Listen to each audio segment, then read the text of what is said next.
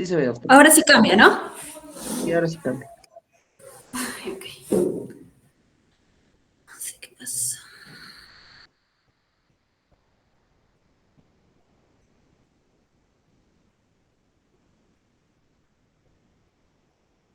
Listo. Entonces, nos quedamos, me dicen, en Itu. Sí, doctor.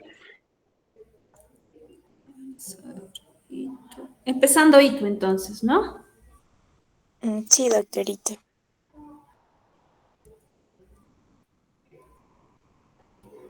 Ok. Aquí entonces. Listo. Entonces, bueno, ya sabemos lo que es la ITU por definición, ya lo hemos visto en clases, la colonización de cualquier parte del tracto urinario por los microorganismos patógenos que van desde la uretra anterior hasta los riñones, ¿no? Y en los varones, incluyendo la próstata. ¿Cuáles son estos microorganismos? Principalmente son bacterias, pero como ya hemos visto en clase, también pueden ser parásitos, pueden ser virus, pueden ser hongos incluso, ¿sí? Especialmente en pacientes inmunosupresos. Entonces, son infecciones de elevada prevalencia y pueden afectar cualquier persona, ya incluyendo cualquier rango de edad y género, tanto a nivel comunitario como hospitalario. Obviamente es más frecuente en las mujeres, ¿sí? Y en caso de los varones, como ya hemos indicado también en clase, se trataría principalmente de casos de inmunosupresión o de casos ya complicados. Etiologías, ya las hemos mencionado, en un 70 o un 80%, tanto en el ambiente intrahospitalario como en el ambiente comunitario, el principal patógeno es la Escherichia coli, ¿sí? Puede posteriormente o seguido de Proteus, Klebsiella y Enterococo, ¿no? Menos frecuentes, Staphylococcus saprophyticus, Streptococcus galactiae o también la Pseudomonas aeruginosa, Staphylococcus aureus, principalmente ya esto en pacientes hospitalizados. Y en menor frecuencia, hongos y virus. Los grupos de riesgo en las mujeres multíparas, diabéticas, embarazadas, niñas escolares, pacientes hospitalizadas y malformaciones congénitas. Y con respecto, pues, a los varones, es en ellos principalmente inmunosupresos, diabéticos también y pacientes con malformaciones congénitas. Clasificación por su localización, infección urinaria, ¿sí? Del tracto superior y las infecciones del tracto inferior. Con respecto a las infecciones del tracto superior, tenemos las pielonefritis y en la del tracto inferior, la cistitis, las prostatitis y las uretritis. La fisiopatología, ya hemos dicho también que la principal vía de colonización es la vía hematógena, pero que la vía ascendente, ¿no? Pero también tenemos la vía hematógena y la vía linfática que son menos frecuentes. Con respecto al cuadro clínico, va a depender de la ubicación de la infección, también del tiempo, si es agudo, si es crónico, y también del agente que está generando esta infección, ¿no? Le podemos clasificar, por ejemplo, como cistitis agudas, y ahí que vamos a presentar disuria inicial, polaquiuria, nocturia, tenesmo, urgencia, dolor suprapúbico, orinas fétidas, abundante sedimento, aspecto turbio de la orina y no necesariamente tenemos que tener síntomas generales como es la fiebre y escalofríos.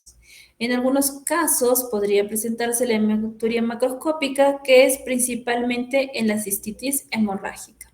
Y en las pielonefritis agudas, ¿no? Ahí sí vamos a encontrar síntomas sistémicos como es fiebre, escalofríos, náuseas, vómitos, pero también podría haber dolor tipo cólico, urente, en una o ambas fosas renales, también en las zonas lumbares.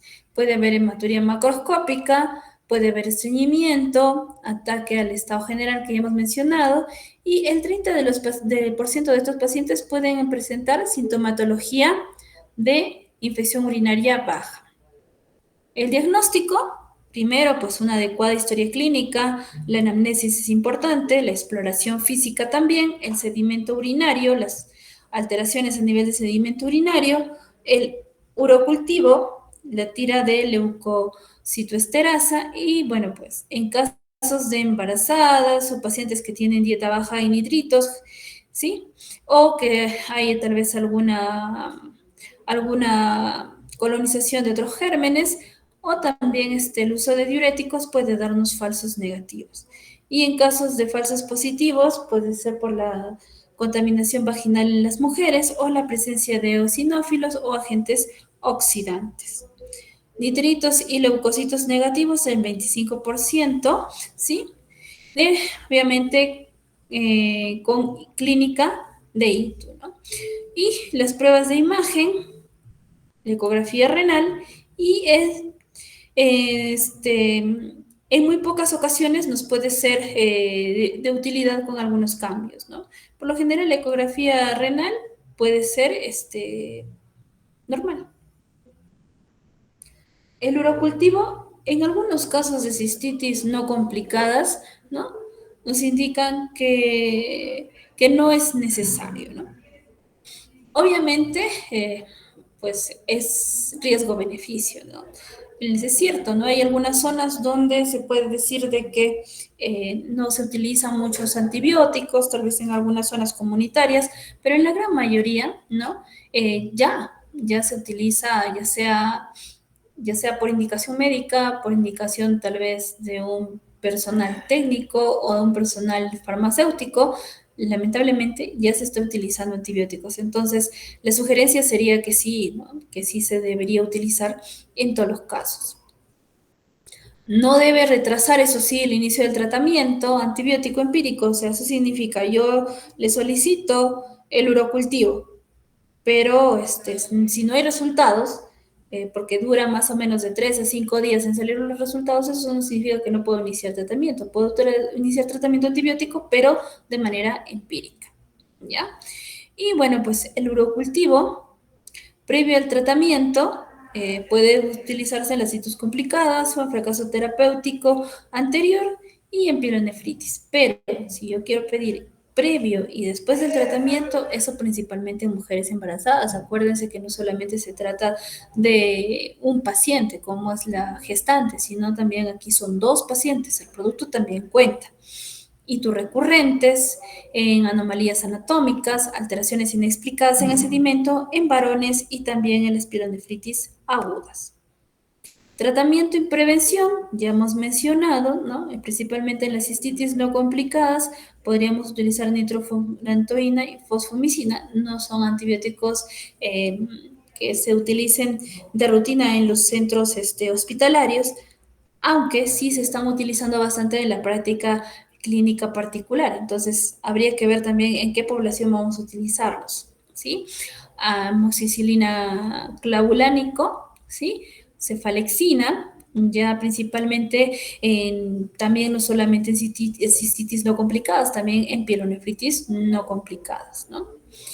Ahora, ciprofloxacino podemos utilizar, pero en pacientes que hayamos encontrado un germen que sea sensible, ¿no? Últimamente estamos encontrando bastante resistencia a las quinolonas. Y bueno, cefazolina, ampicilina subartaya, picacina y pielonefritis no complicadas. Estos medicamentos los podemos utilizar de manera ambulatoria, ¿sí? Ahora, si nuestro paciente pues tiene algunos criterios de hospitalización, entonces obviamente ya tendríamos que estar pensando en otro tipo de terapia, ¿no? Por ejemplo, en pielonefritis agudas tenemos que tener en cuenta la posibilidad de hospitalización, ¿sí? Porque estos pacientes pues van a presentar síntomas sistémicos importantes, entonces van a requerir cuidados generales de enfermería, también una adecuada dieta, ¿sí? Y reposo absoluto. Y con respecto a la tuberculosis renal es una de las primeras formas de tuberculosis extrapulmonar al largo periodo asintomático, ¿sí? Y esto va a evolucionar obviamente en una lesión renal crónica y puede diseminarse rápidamente hacia la parte genital. todas las especies de micobacterias pueden llegar a producir una tuberculosis, ¿sí? A nivel renal. Pero el más habitual o el más frecuente sigue siendo el Mycobacterium tuberculosis. Ya hemos hablado también del cuadro clínico, puede ser un síndrome cístico que incluso puede ser crónico, si es que no se detecta a tiempo, ¿no? Con la misma sintomatología de disuria, poliaquiuria, nicturia, leucocituria, hematuria, que como ustedes han visto en el tema anterior, son parte también del cuadro clínico de una infección urinaria. Entonces, puede incluso llegar a confundirse con una infección urinaria, ¿no? Cólico nefrítico por presencia de coágulos en un 50%, puede incluso en los varones debutar con una epididimitis tuberculosa.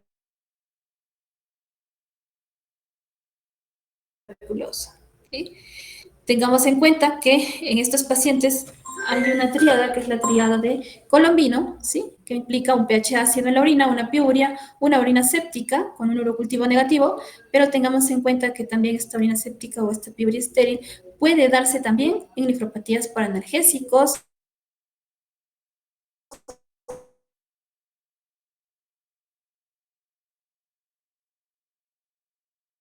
urogenital, y complicaciones puede llevar a largo plazo, insuficiencia renal, la formación de líquidos, la sobreinfección y la hipertensión arterial en riñón mástico, ¿sí? El cuadro clínico puede sospecharse el diagnóstico ante el antecedente, por ejemplo, tuberosis pulmonar o Doctora, tratamiento disculpe, se le antihipertensivo. está escuchando entrecortado. ¿No me está escuchando bien? Sí, doctora, creo que... ¿Me escucha? Ahora sí, doctora. A ver, me avisan si ahí estamos teniendo algunos problemas. Bueno, estoy en el área que aparentemente tenemos mejor señal, pero si no, para buscar tal vez otro ambiente, ¿ya? Me avisan. Entonces, doctora, gracias. Continuamos entonces. El diagnóstico, ¿sí? La prueba fundamental para el diagnóstico definitivamente va a ser la demostración de la presencia del bacilo de Koch, ¿no? O del Mycobacterium tuberculosis en la orina. El urocultivo es obligatorio, lo que permite el crecimiento, pues, aunque este crecimiento pues es muy lento, puede ir de 3 hasta 8 semanas, o sea, casi 2 meses, y se debe hacer de 3 a 6 cultivos con la primera micción matutina, ¿sí? O sea, como les comentaba en clase, no es un solo cultivo, porque podemos tomar una sola muestra, tal vez no fue adecuada, ¿no? Porque esa muestra se la tiene que tomar el paciente y nos puede salir negativo y estamos, pues, no diagnosticando a un paciente, ¿no? Entonces tenemos que hacer mínimo 3 y máximo 6 cultivos. La urografía excretoria puede mostrar cambios tempranos en el 90% de los casos, como es el caso de la lesión renal, la necrosis parenquimatosa, la fibrosis o la exclusión de un cáliz renal. En casos avanzados, este daño puede ser más extenso, con distorsión ya calicial, estenosis o dilatación ureteral y fibrosis vesical.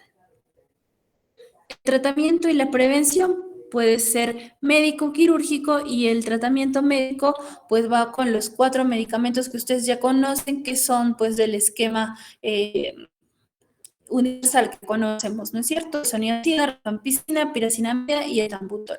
En pacientes con VIH se debe continuar después de terminar el tratamiento con una profilaxis con isoniazida, ¿sí? Parece que hay una asociación bastante grande con VIH y TB. Y pues obviamente las complicaciones extrapulmonares, incluida la TB renal, pues es bastante frecuente, ¿no? Si existen lesiones obstructivas, tenemos que añadir prednisona por 2 meses. La nefrolitiasis, ¿sí? Es una enfermedad renal caracterizada por la formación de litos o cálculos en un aparato urinario superior, parénquima renal, cálicis y pelvis y ureter. Es causa importante de morbilidad antes que de muerte o fracaso renal. Y su espectro clínico, pues, ha ido variando en el tiempo, ¿sí? ¿Qué factores de riesgo y características asociadas tenemos? La obesidad y la hipertensión. La dieta es alta ingesta de proteínas animales, baja ingesta de líquidos, baja ingesta de calcio, alta ingesta de sal, climas calurosos u ocupación relacionada. Historia familiar, anomalías anatómicas, infecciones, gérmenes, ureolíticos y medicaciones. ¿Qué etiologías? Bueno, hay múltiples etiologías, ¿sí? Puede ser desde la dieta, puede ser tal vez algún problema congénito o familiar, pero también hay algunos medicamentos que están asociados, ¿sí? Como por ejemplo, puede ser, ¿sí? Los diuréticos, la vitamina D, los glucocorticoides, los antiácidos, ¿sí? La teofilina, la acetazolamida y la anfotericina B. Estos dos últimos asociados no solamente a nefrolitiasis, sino también a nefrocalcinosis. Los cálculos también formados por ácido úrico, que son los salicilatos, el probenecid y también el uso del lopurinol, ¿no? Acuérdense que nosotros utilizamos el lopurinol para los pacientes que presentan hiperuricemia, ¿sí? Pero miren, también si es que el paciente está con una hiperuricemia y tiene riesgo de hacer litiasis renal, con el uso del allopurinol también puede incrementarse ese riesgo, ¿sí? Y bueno, también algunos otros medicamentos que pueden estar asociados a cualquiera de los tipos de cálculos. Tenemos el triamtereno, el aciclovir, especialmente cuando se hace una infusión rápida endovenosa, y el indinavir.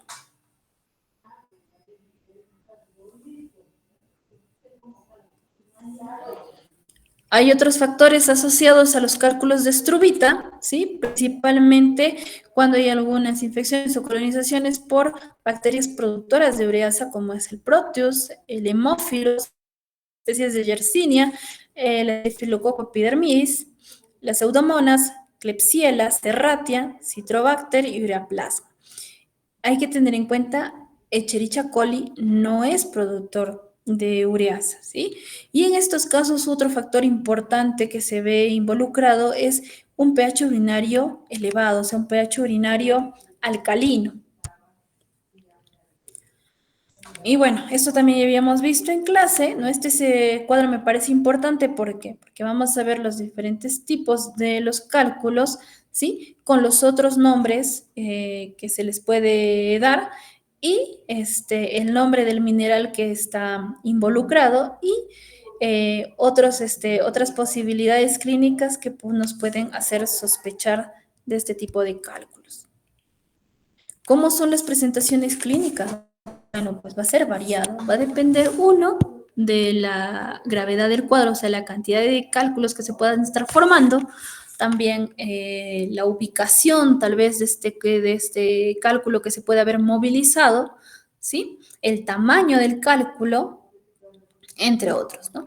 Pero uno de los principales cuadros que puede llevar a la sospecha o al diagnóstico es principalmente el cólico renal, ¿no? Y el cólico renal puede estar asociado o presentándose como dolor, ¿sí? Hematuria, infecciones en el tracto urinario, anormalidades también urinarias asintomáticas, como puede ser una hematuria microscópica, una proteinuria y una piuria estéril. Y bueno, pues también los cuadros obstructivos, que son bastante frecuentes, especialmente cuando son casos severos y los cálculos son muy grandes. Los diagnósticos, ya saben, los puntos dolorosos, lo hemos comentado en clase, ¿sí? Los puntos dolorosos renoureterales y sus ubicaciones. Estudios, pues sería ideal, ¿no es cierto? Aparte de hacer un estudio analítico rutinario, hacer también estudios de los mismos cálculos y poder determinar, pues este es un cálculo de oxalato, este es un cálculo de ácido úrico, de fosfato, de cistina, ¿no? Pero tenemos algunas pruebas, como les estaba mencionando, como son pues los analíticos rutinarios o de las litiasis recidivantes, que nos pueden dar ciertas ideas, ¿no? Como es el caso de la creatinina, los electrolitos, el ácido úrico, el calcio, el fósforo, el magnesio, el sedimento y pH urinario. Estos estudios, y acá los primeros, los podemos pedir no solamente a nivel sérico, también en orina, nos van a ayudar bastante, ¿sí? La determinación de la paratormona, ¿sí? El calcio, el magnesio, el fosfato a nivel urinario, ácido úrico y creatinina en ayunas y con sobrecarga de calcio. Esto va a ser importante para poder determinar si son cálculos de naturaleza de cálcica y también los test de acidificación. Y acá tenemos, ¿no? Una imagen clarita de un cálculo aquí que aparentemente está generando cierta obstrucción, ¿sí? Vemos aquí la pelvis dilatada, por ejemplo, ¿sí? Ya los habíamos mencionado también en clase. Una muy buena opción para diagnóstico es la ecografía, que no tiene el problema de radiación, que puede tener sensibilidad de 85% y especificidad del 100%, pero si queremos un mejor estudio del cálculo, obviamente tiene que ser una tomografía, es el gold estándar, sin contraste, obviamente, 98% de sensibilidad y 100% de especificidad. Tratamiento y prevención, tratamiento de la crisis renoureteral, analgésicos por vía parenteral, los opiáceos, la dipirona, ¿sí? Muy buena opción para poder ayudar a calmar el dolor, y las medidas de apoyo como son los espasmolíticos, el calor local y los antieméticos. Y como tratamiento expulsivo, obviamente, hidratación, full hidratación. Si el paciente no tolera la vía oral, puede ser endovenosa. La benzoadrona nos ayuda también y la trepidación, ¿no? En el caso, retirarlo ya exclusivamente al cálculo. Recomendaciones dietéticas son importantes. Hemos dicho un punto importante para la formación del cálculo, un factor va a ser la dieta, ¿sí? La hidratación, los líquidos, bastante importante. Evitar la restricción severa, ojo, no significa que no vamos a restringir el calcio. ¿Tiene que haber restricción de calcio? Sí, pero no severa, porque tanto la hipercalcemia como la hipocalcemia son factores de riesgo para hacer cálculos renales, ¿no? O nefrolitiasis. El oxalato, hay que evitar los oxalato, también hay que hacer una restricción de proteínas de origen animal a menos de 200 gramos al día. Los carbohidratos, ¿sí? Refinados, la sal, limitar la ingesta de sal, los suplementos de calcio, ¿sí? Hay que tratar de evitarlos. La vitamina B6 considerado para la hiperoxaluria tipo 1, la vitamina C, ¿sí? Está asociada a la formación de cálculos. Igual la vitamina D, ¿se puede utilizar? Sí, pero este déficit de vitamina D. Pero también es otro factor importante llegar a esta forma de cálculo. La dieta Arkin es una muy, muy buena opción. La dieta DASH y las dietas mediterráneas. Y bueno, acá tenemos qué tratamiento podemos utilizar, ¿sí? Según el tipo de cálculo que estemos presentando, ¿no? Dense cuenta, lo purino lo utilizamos para los litos de ácido úrico, pero como hemos visto es un factor también de riesgo. Pues, con cuidado siempre los medicamentos que vamos a utilizar. Tratamiento, bueno, ya hemos dicho, primero tratamiento obviamente del dolor, tratar de compensar al paciente, ¿no? Pero la extracción obviamente del cálculo es uno de los puntos más importantes, ¿sí? Dependiendo de la naturaleza del cálculo, el tamaño, la localización, puede ir a litotricia o también a cistolitotomía. Y bueno, pues, corrección también del factor litógeno va a ser importante, ¿sí? Si es que hay un positivo, o la extracción también de cuerpos extraños y obviamente, como ya mencionamos, medidas generales, evitar sedentarismo, tratamiento de las infecciones urinarias y una adecuada hidratación. Con respecto a los tumores, pues es una enfermedad en la que se encuentran células malignas o cancerosas que se originan en el revestimiento de los túbulos renales. La etiología, los factores, obviamente el tabaquismo está en primer lugar, también los factores metabólicos, ¿sí? La obesidad, la hipertensión arterial, ¿sí? Entre otros. Y aquí tenemos pues un para que ustedes puedan y obviamente comparar algunas entre cada uno de ellos, tanto con los tumores benignos como con los tumores malignos, para Ya lo hemos hecho más o menos en clase, una especie de dinámica, pero de todas maneras para que ustedes lo puedan repasar. Y como ya mencionamos los estadios, ¿sí? Para poder empezar una decodificación al tumor, y también importante para dar tratamiento y obviamente el pronóstico, ¿no? De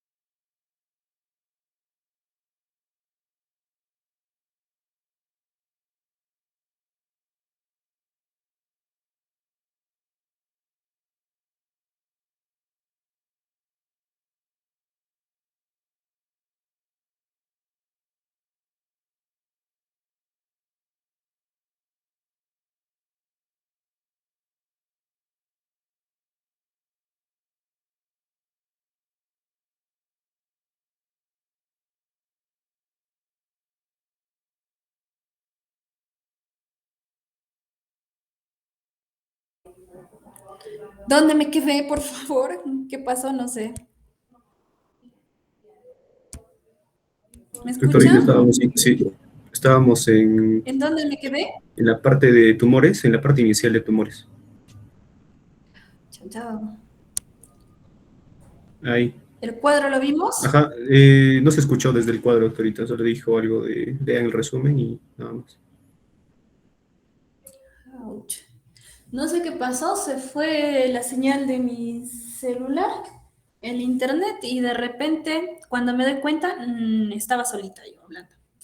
A ver, entonces, lo que les estaba comentando es que en este cuadro resumen, lo que se ha hecho es resumir tanto los tumores benignos como los malignos, ¿sí? Los que hemos tratado en clase, obviamente, y considerando sus similitudes y sus diferencias para que ustedes pues puedan discernirlo. Ya lo hemos visto en clase, no lo hemos hecho de manera creo, dinámica para que ustedes lo puedan entender, pero para que ustedes puedan revisar, repasar mejor y lo puedan tener mucho más claro para el examen, ahí está el cuadrito, ¿sí? Ahora, con respecto a lo que es los estadios, también lo habíamos visto en clase, los estadios son muy útil para poder nosotros determinar pues, el grado de afectación o la gravedad de la enfermedad o de estos tumores, pero también nos sirve para determinar el mejor tratamiento que le vamos a dar y también, obviamente, pues el pronóstico en estos pacientes. Y con respecto al cuadro clínico, ¿sí? Yo les decía, por favor, no olvidar la tríada clásica, que es el dolor en flanco, la masa palpable y la hematuria, ¿sí? Estos tumores son considerados uno de los grandes imitadores de la medicina y tiene tendencia a provocar metástasis antes de que se produzcan los síntomas y signos, ¿no? Y esto es algo muy frecuente que se asocia también con otros tumores, ¿no? Hematuria, disnea, tos y dolor óseo, signos típicos de metástasis. Pueden presentarse también, como en las otras neoplasias, síndromes paraneoplásicos, ¿no? Y la exploración física solo tiene una utilidad limitada en su diagnóstico, ¿no? Los estudios radiológicos son bastante útiles, la ecografía, por ejemplo, pero ya sabemos que la ecografía es operador dependiente, pero sin embargo nos permite un diagnóstico precoz e incidental, ¿no? Con respecto a la tomografía, pues es un método diagnóstico y de etapificación, de elección, obviamente, y la importancia también es el uso aquí de contraste, ¿sí? Porque una masa sólida con calcificaciones y que capta medio con contraste, pues ya sabemos una característica de malignidad, ¿no? También permite evaluar el compromiso, ¿sí? Y la extensión local o también a distancia, obviamente, de otros órganos, ¿sí? La resonancia es una muy buena, se puede decir práctica diagnóstica. ¿Por qué? Porque nos va a permitir evaluar la extensión del compromiso vascular, no genera irradiación en el paciente y no requiere medio de contraste. La biopsia renal nos permite evaluar la presencia de malignidad, el tipo y el grado de masa renal y también, pues, es importante estos estudios antes de iniciar un tratamiento sistémico, ¿sí? Porque, pues, obviamente si hay metástasis, si hay una extensión, pues, obviamente el tratamiento va a ser mucho más dirigido, ¿no? Mucho más extenso, ¿no? Incluso de mayor tiempo. El tratamiento quirúrgico, obviamente, ¿sí? Nefrectomía parcial o nefrectomía radical, eso va a depender, pues, de cada paciente, ¿no? Y, bueno, pues también las terapias adyuvantes, el tratamiento quirúrgico, ¿sí? Más radioterapia, quimioterapia, el tratamiento sistémico también para la quimioterapia y los fármacos inhibidores de la angiogénesis. La nefrectomía parcial es indicación absoluta en casos de pacientes monorrenos, ya sea por un solo riñón anatómico o funcional. Relativas en el caso de que haya un riñón contralateral funcionante que se puede encontrar afectado por otro proceso que podría deteriorar la función renal en el futuro. Obviamente, pues va a depender del grado de afectación que se pueda presentar. Y las optativas, en caso tenga un paciente que tiene pues un tumor unilateral en un solo riñón, ¿sí? Y el otro está contralateral sano. Entonces, ahí, ¿lo deseo hacer o no lo deseo hacer? Ya eso es algo optativo. El tratamiento sistémico, pues las quimioterapias, los tumores quimioresistentes y los fármacos inhibidores de la angiogénesis, ¿sí? Seguimiento y pronóstico, pues los pacientes sometidos a nefrectomía radical deberían siempre controlarse y se dice que cada 3 a 4 meses durante el primer año, ¿sí? Posteriormente, ya durante el siguiente año cada 6 meses y posteriormente una vez al año, al menos por 10 años. ¿Sí? La sobrevida a los 5 años, pues obviamente va a depender del estadio del tumor que se pueda haber hecho al momento del diagnóstico. Obviamente tienen mejor sobrevida los pacientes que son captados en estadios iniciales. Muy bien, ¿alguna pregunta?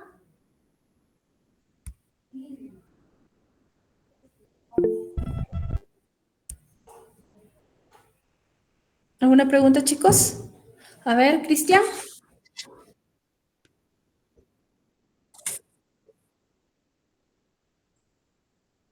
Expulsión, claro, es uno de, sí, también ayuda, ¿no? O sea, aparte de lo que les he mencionado, también se puede utilizar, sí, en nuestro medio lo utilizamos porque es uno de los medicamentos que tenemos también a la mano, ¿no? Y bueno, pues es, cuando tú utilizas eso no necesitas la indicación del urólogo, ¿sí?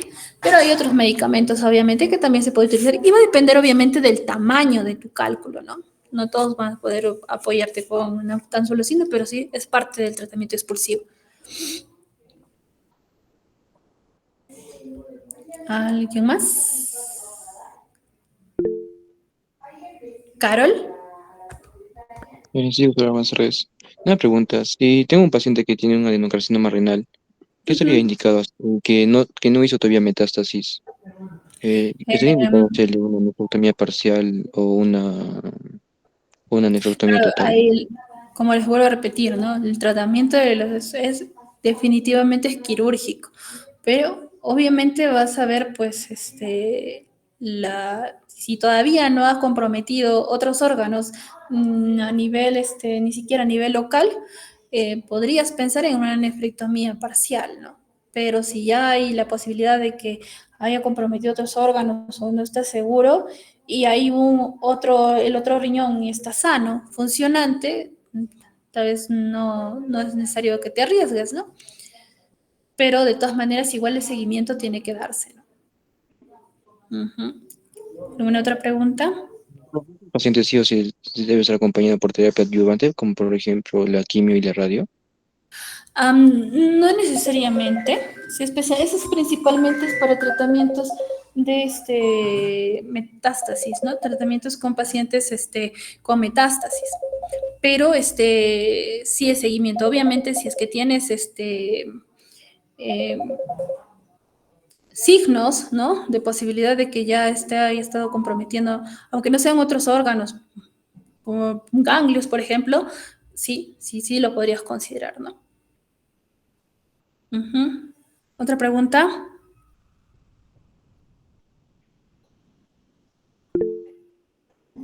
¿Vanessa? Doctora, buenas tardes. Disculpe, quería preguntar si en la nefritis subintersticial aguda tiene un tiempo específico, como por ejemplo la insuficiencia renal aguda de menos de 7 días. ¿Esta tiene un tiempo, un rango específico o solo días en general? Claro, te dice días, horas, ¿no? Pero en la definición de nefritis tubulointersticial crónica ya te habla de los 3 meses, ¿no? E incluso a veces hasta más. Entonces, obviamente que si no has pasado todavía los 3 meses para que tú consideres un problema crónico, podrías todavía estar hablando de una nefritis tubulointersticial aguda. Y obviamente, pues, lo que hemos mencionado, ¿no? Obviamente, lo que no siempre se hace, ¿no? La biopsia es uno de los que te van a dar las diferencias así, ¿no? ¿André?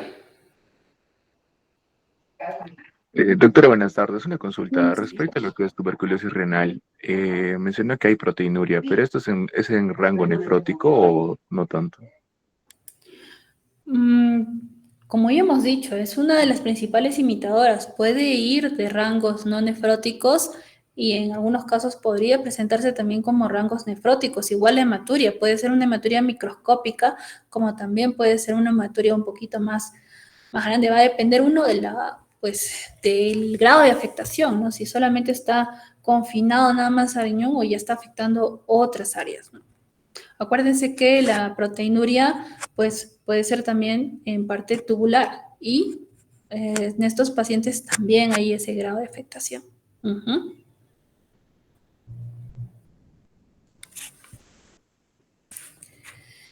Bueno. ¿Más se levantó la mano?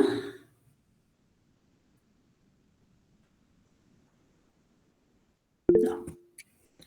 Cristian.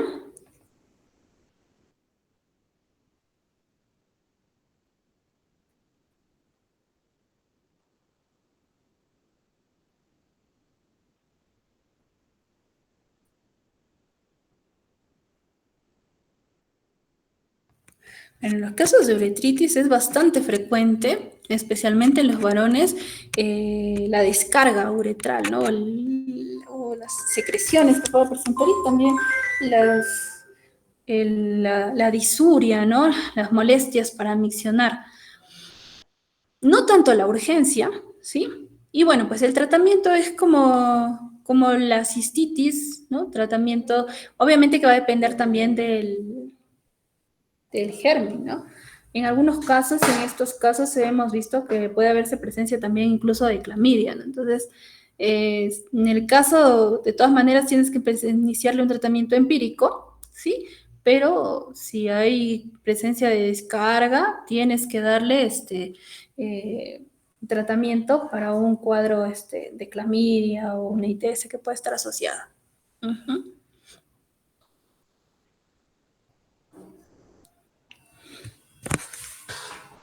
Bueno, recomendaciones, miren, su examen es hoy día a las 7, por favor traten de llegar temprano y como ya les mencionaba el grupo de rotación, van a haber 2 grupos de preguntas, o sea, mejor dicho, 2 grupos de caso de examen y también van a haber preguntas abiertas, ¿sí? O sea, mejor dicho, con respuestas para llenar. Entonces, atentos a lo que ustedes van a contestar en sus exámenes y por favor, lo ideal, no traigan celulares, los celulares se van a recoger al ingreso al examen, ¿sí? Listo, doctora, muchas gracias. Ok, gracias a ustedes. Nos vemos entonces, estudien y bueno, los mejores éxitos para ustedes. Nos vemos. Muchas gracias, doctora. Gracias, doctora. Buenas tardes. Gracias. Doctora, buenas tardes. Buenas tardes.